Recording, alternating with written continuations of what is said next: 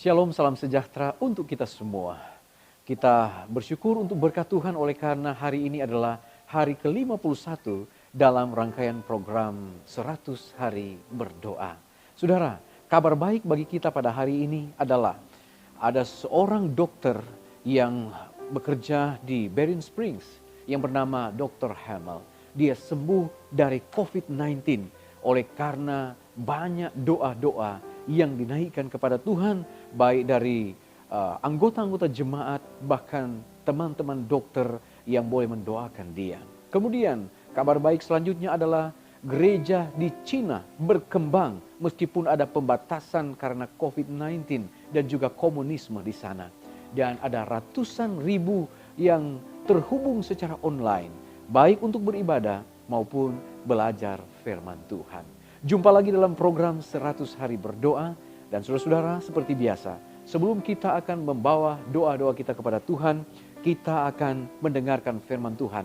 Namun sebelumnya, mari kita berdoa. Bapa di sorga, kami bersyukur untuk berkat-Mu saat ini. Kami rindu untuk membawa doa-doa kami kepadamu. Namun Tuhan, kami rindu untuk mendengarkan firman-Mu. Berfirmanlah ya Allah, kami siap mendengar. Dalam nama Yesus kami sudah berdoa. Amin. Pembahasan kita pada saat ini adalah God's commitment atau komitmen Allah. Saudaraku yang kekasih, di dalam buku yang berjudul Di Tempat Surgawi, halaman 13 alinea yang kedua, di sana dituliskan seperti ini. Segera setelah ada dosa, ada seorang juru selamat. Kristus tahu bahwa ia harus menderita, namun ia menjadi pengganti manusia. Segera setelah Adam berbuat dosa, Anak Allah menyatakan dirinya sebagai jaminan bagi umat manusia.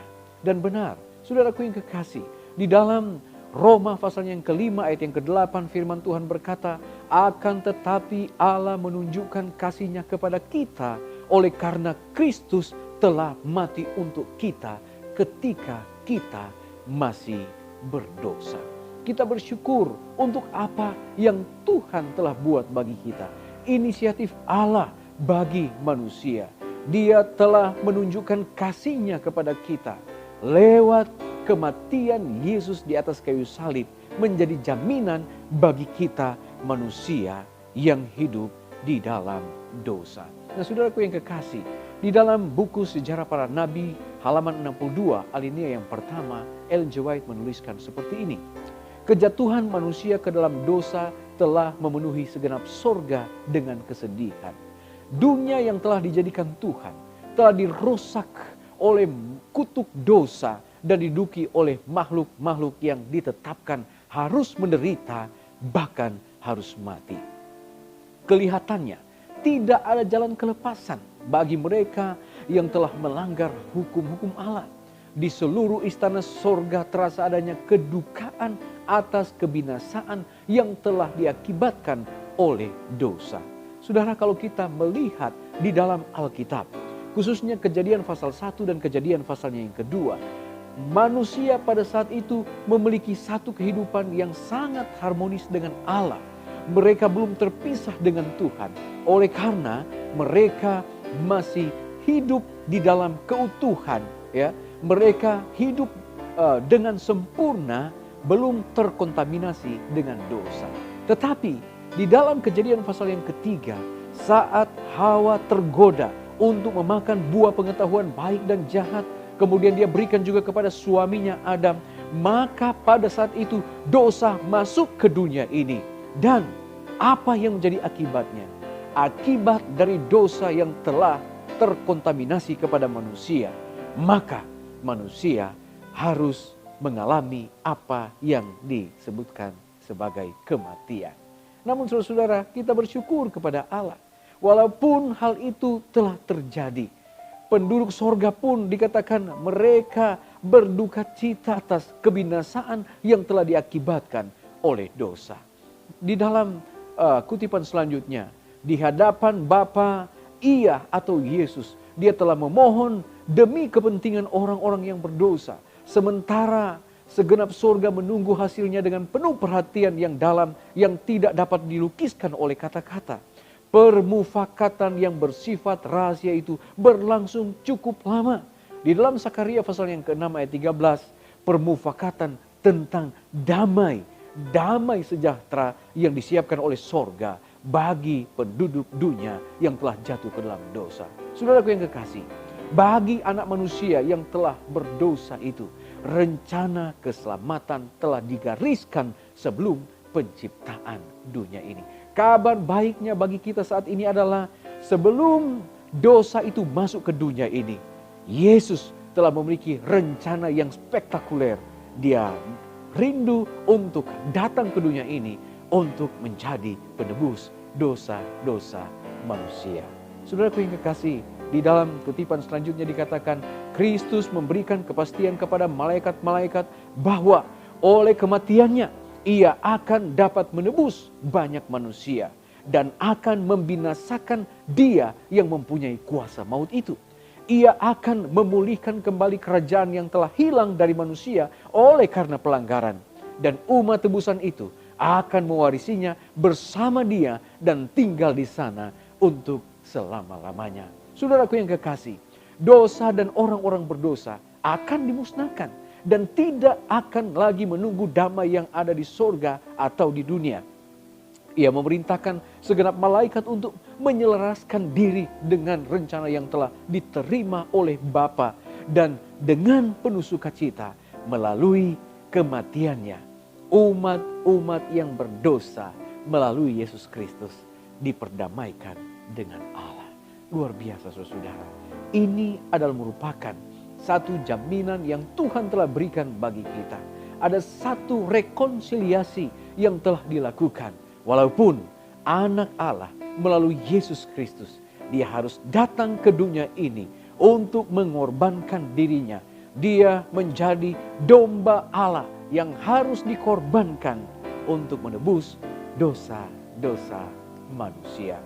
Saudaraku yang kekasih, dia berkomitmen untuk saudara dan saya, untuk memberikan jaminan keselamatan bagi mereka yang rindu untuk mengikuti akan perintah-perintahnya dan siap untuk menerima keselamatan yang dia telah berikan. Saudara, maukah Anda bertemu dengan Yesus? Maukah Anda menikmati akan keselamatan yang Yesus telah berikan bagi kita? Kalau itu adalah menjadi pilihan Anda, kalau itu adalah menjadi komitmen Anda, saat ini saya mau berkata, terimalah panggilannya, terimalah keselamatan yang telah dia berikan dengan mengikuti akan semua kebenaran firman-Nya. Kiranya Allah memberkati kita pada saat ini. Saya berdoa nama Yesus. Amin. Saudara-saudara, kita akan datang pada doa pada saat ini. Seperti biasa ada pokok-pokok doa yang kita akan doakan. Pada kesempatan ini kita akan berdoa yang pertama, agar kiranya Tuhan boleh membuka mata kita terhadap kasih-Nya yang tidak berkesudahan bagi saudara dan saya. Kita meminta agar Allah boleh menunjukkan di dalam kehidupan kita semua bagaimana karakter yang seharusnya kita lakukan sesuai dengan kehendak Tuhan. Yang kedua, kita berdoa untuk para pemimpin gereja dan seluruh anggota yang berada di Indonesia, di mana beberapa bahkan banyak yang telah terkontaminasi dengan COVID-19 ini. Kita juga berdoa untuk daerah atau negara Papua New Guinea, karena negara ini tidak memiliki perlengkapan yang memadai untuk menangani pandemi COVID-19 ini. Baik saudara-saudara, dimanapun Anda berada, kita satukan hati kita saat ini untuk berdoa kepada Tuhan di dalam rangkaian program 100 hari berdoa pada hari ini. Kita berdoa. Bapa di sorga, kami bersyukur Tuhan, oleh karena kami boleh mendapatkan berkat firman Tuhan. Saat mana kami membawa doa-doa kami kepadamu, kami sudah dikuatkan oleh firman Tuhan. Kami boleh melihat bagaimana kuasa Tuhan lewat Yesus Kristus boleh menjadi satu jaminan bagi manusia yang telah jatuh ke dalam dosa. Seharusnya kami harus mati, tetapi lewat kedatangan Yesus ke dunia ini mendapatkan jaminan keselamatan untuk kami semua. Terima kasih Bapa. Dan pada saat ini Tuhan, kami mau berdoa untuk pokok-pokok doa. Biarlah kami boleh melihat bagaimana kuasa Tuhan, kasih Tuhan, anugerah Tuhan yang berlaku dalam kehidupan kami. Dan biarlah kami boleh menyadari bahwa tanpa Tuhan kami tidak dapat berbuat apa-apa. Untuk itu ya Bapa, biarlah hati kami akan selalu terangkat ke dalam tangan dan perlindungan Tuhan. Saat ini kami juga mau berdoa Tuhan untuk umat-umat Tuhan, khususnya yang ada di Indonesia, di mana ada beberapa anggota jemaat yang sudah terkontaminasi dengan COVID-19. Bahkan ada beberapa di antaranya yang telah meninggal dunia. Tuhan, Engkau kiranya berkati bangsa dan negara ini. Dan biarlah ya Tuhan, walaupun dalam situasi pandemi COVID-19 ini, kami semua boleh menerima dengan tentunya penuh keyakinan bahwa Tuhan tidak akan membiarkan kami. Dan kami terus berdoa untuk umat-umat Tuhan yang sudah terkontaminasi dengan COVID-19. Biarlah kesembuhan dari sorga Tuhan akan berikan bagi mereka. Bahkan ada di antara mereka yang telah meninggal. Tuhan tolong berikan penghiburan bagi keluarga-keluarga yang telah ditinggalkan. Dan Bapa di sorga, kami juga mau berdoa untuk daerah atau negara yang berada di Papua New Guinea. Yang mana ya Tuhan, mereka juga memiliki kekurangan atau keterbatasan dalam alat-alat sehubungan dengan penanganan COVID-19 ini.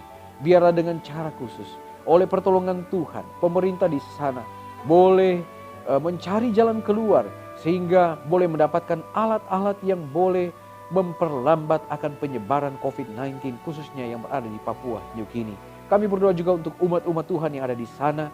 Tuhan berkati mereka, perlindungan Tuhan kiranya menjadi bagian mereka. Dan Bapa di sorga, kami juga mau berdoa saat ini, biarlah berkat Tuhan akan mengalir bagi seluruh umat-umat Tuhan di seluruh dunia. Saat mana kami berdoa, saat mana kami memohon akan perlindungan Tuhan, saat mana kami memohon akan kasih Tuhan, biarlah Tuhan akan selalu bersama-sama dengan kami. Dan kami akan tetap setia, walaupun dalam situasi sulit ini, kami tetap dekat dengan Tuhan. Terpujilah Engkau ya Allah, dengarlah doa kami, ampuni dosa dan kesalahan kami. Doa ini kami bawa hanya di dalam nama Yesus, yang menjadi Tuhan dan Juru Selamat kami. Amin. Baik saudara-saudara, acara kita pada saat ini telah selesai. Kita akan jumpa lagi pada besok hari. Mari berdoa, kita tidak berdoa sendirian. Tuhan Yesus memberkati kita. Amin.